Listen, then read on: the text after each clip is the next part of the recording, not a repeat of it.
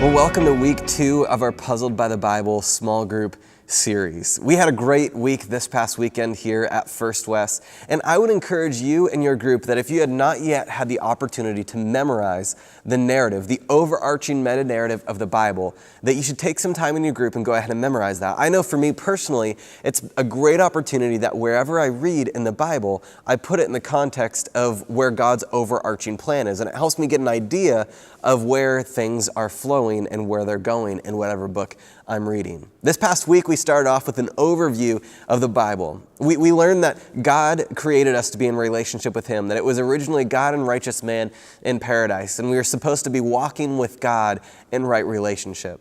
But then we saw that sin and Satan entered into the world, and because of that, there was a disconnect. There's a broken relationship between us and God. Ultimately, the world was judged and destroyed by water, and then there was a one-world government. Then what we talked about this week was the nation of Israel, the 12 tribes of Israel. That is the holy people of God, the people that God has chosen, set apart from the rest of the world. Then we saw that Jesus comes on the scene through the Gospels of Matthew, Mark, Luke, and John. And through Jesus, we can have right relationship with God. You see, He was truly man, truly God, came down and lived the sinless life that we could not live, died the death that we deserved, and was raised again in victory over sin. So that's the story of Jesus. From Jesus as being the turning point of the Bible, we then see a mirror image of what happens in the Old Testament and the New Testament. So then we have the 12 disciples in the church. We have one world government. We have the world that is judged and destroyed. Satan and sin will eventually exit, and then we will again be restored to right relationship with God. What we focused on this past weekend was Abraham. And we saw that God made promises to Abraham. As a matter of fact, He made 3 different promises to Abraham. He promised He would make Abraham a great nation, that He would give Abraham a great land, and that from Abraham would come a great Messiah. Now this weekend we talked about how a great nation would come from Abraham. And the problem being that Abraham and Sarah are actually barren. There's a problem in this process that God has established in Abraham's mind. But the reality is that God calls Abraham to trust Him. You see, because obedience is always evidence of trust. That's how we know. If we're wondering how we're trusting, if Abraham was wondering how he knew that he was trusting God, it was because he was obeying what God had asked him to do. Obedience is always evidence of trust. And in the midst of all of the things that were going on in Abraham's life and throughout the narrative of Abraham's story, we realize that what God is trying to do is to restore trust in the relationship. So God continually says, Abraham, would you trust me? And here's what Abraham's lesson for us was.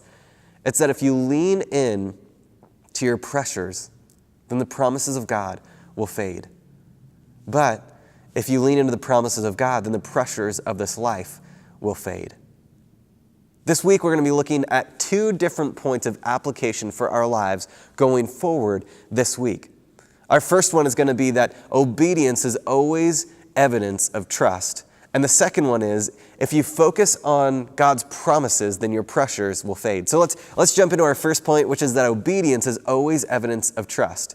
You see, what we didn't see in the narrative this past weekend was in Genesis chapter 11. Genesis chapter 11, at the very end of the chapter, is a narrative of Abraham's story of his people, of the forefathers of Abraham. And what we see there is very interesting. We'll go ahead and we're going to read from Genesis chapter 11, and we're going to be reading in verses 31 and 32.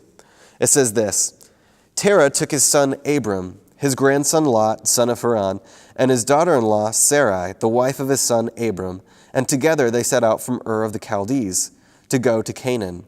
But when they came to Haran, they settled there. Terah lived 205 years, and he died in Haran.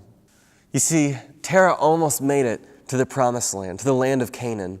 But there was something that blocked him. There was something that hindered him from making it to become all that God had called him to be. You see, God calls us to obedience even though we might not know the end result. And for Terah, he didn't know the end result, and he got distracted by things that came into his world. And oftentimes we can get distracted by things in our life. As a matter of fact, I just wanted to go through 3 different things, 3 different distractions that can come up in our life. And the Bible talks about these 3 distractions. Here they are. It's the world, the flesh, and the devil. Those are three distractions that are always going to be coming against us when God promises us things in our life and asks us to walk in obedience to Him, that the world, the flesh, and the devil will always be distractions for us.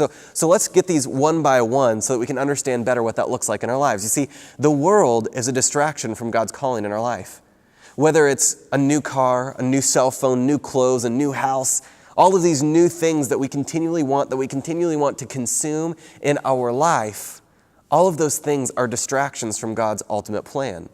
The world can distract us with the desire for power or for love, for money or for respect. All of those things in and of themselves aren't necessarily bad things, but the world desires to use those things in our life to distract us from God's ultimate purpose in our life. So the world is a distraction. The flesh, for us, our flesh is a distraction. You see, we always want to take the path of least resistance in our life. We always want to do the things that is easiest. Our flesh always wants to go along the ways, the roads that have always been the most often traveled in our lives. And because of that, we're going to want to go on those most often traveled paths. But that's a life of safety. And God calls us to live a life of significance, a life that says yes to Him in all the ways that He calls us to, so that we can live our life to the full. Distraction of the world, distraction of the flesh, and ultimately the distractions of the devil. That, let's be honest, there are temptations that come up in our life every week, every day, that will try to throw us off course and distract us from the reality of what God wants in our life. There are going to be distractions for us toward lust, toward cheating, toward jealousy, toward lying, toward stealing, toward jealousy and greed. There are so many different temptations that the enemy tries to throw at us so that we'll be distracted from God's ultimate purpose in our life. But God, in the midst of all of what goes on in our life, is asking us, would you trust me? Would you continue to press on toward the ultimate hope that I've given you, which is a life to the full, a blessed life, a life lived in obedience to God? So along those lines, we have a few questions for us to consider during our small group today. Here are a few of the questions that we're going to be considering. First, where are you currently struggling with obedience to God? Is there a place that comes into your mind when I say that you automatically know that you are struggling in a place of obedience? Where is God asking you to trust and to walk in obedience to Him this week? Is there a place where you know that God is calling you to, but maybe you want to shy away from it? You're kind of saying, God, you know what, I'll do anything you want me to, just as long as it's not this one thing. Where is it that God is asking you to walk in trust and obedience? And then lastly, do you currently have any distractions stopping you from pushing forward to obedience? Are there any distractions in your life in this moment that are distracting you from pushing forward to living a life of obedience to God? You see, because that's the first thing that God calls in our life, is He asks us to walk in obedience, because obedience is always evidence of trust. That's our first lesson. The second lesson is this, that we are to lean into God's promises more than our pressures. That we're to lean into God's promises more than our pressures. It's because life is always going to throw pressures at us. The world is full of pressures. There's always going to be things that are clouding our judgment and clouding the way that we understand the world in the way that God is calling us to. Some of the pressures that came to mind, there were some relational pressures. That maybe it's a relational pressure between you and your wife or kids, a family member or friends. There's financial pressures in our life that sometimes we get so far in a financial debt, or maybe we just don't have the income that we need in order to live the kind of life that we need to be able to provide for some of the essential elements of living. So there's financial pressures. For some of us, there's spiritual pressures that we're not really sure how to take that next right step in our spiritual journey, or it feels like God is distant from us. For some of us, there's work pressures, that we think about work all the time, that we're connected to our cell phone 24/7. And when we're at home, instead of being able to enjoy time with our friends, with our family, and with our kids, we end up thinking about work. So I wanted to take a second and to read off some of the promises of God that relate to your pressure. If today you are walking in relational pressure, James 1:5 says this, "If any of you lacks wisdom, you should ask God, who gives generously to all without finding fault, and it will be given to you." That in the midst of this relational pressure, that if we ask God, would you give me the wisdom to know how to walk through this? Would you give me the wisdom to know how I should behave and how to help this situation come to a resolution, that God says that He wants to give you wisdom in the midst of that situation. For some of us, maybe it's financial pressure. And God says this in Philippians 4:19, "And my God will meet all your needs according to the riches of his glory in Christ Jesus." God knows about every financial need that you have. And the same God that holds the world in orbit, who holds the planets in orbit and alignment, he cares so deeply about what's going on in your life. We learn that in Matthew chapter 6. He talks about how deeply he cares about those pressures in your life. But he has a promise that's greater than your pressures. For some of us, it might be spiritual pressures. And if that's the case, then we look to Jeremiah 29:13. It says, "You will seek me and find me when you seek me with all your heart. You will seek me and find me when you seek me with all of your heart." For some of us, maybe we're in the midst of work pressure and we're not really sure what direction to go, and we feel so overwhelmed that we can't really enjoy life anymore. And if that's the case, then Colossians 2:23-24 has a message for you. It's actually from the Message translation of the Bible. It says this, "Do your best, work from the heart for your real master, for God, confident that you'll get paid in full when you come into your inheritance. Keep in mind always that the ultimate master you're serving is Christ." I love that. Do your best, work from the heart. Keep in mind always that the ultimate master you're serving is Christ.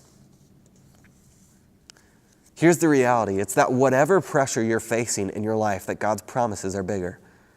Whatever reality that you're looking at and you're saying, "I don't know how I can overcome this. I don't know how I'm going to get through this," that God is so much greater. We talked a little bit about this last week, that God had no beginning or end, and he is so much more amazing than we could ever imagine, and he cares so deeply about us. That's why he makes promises in our life.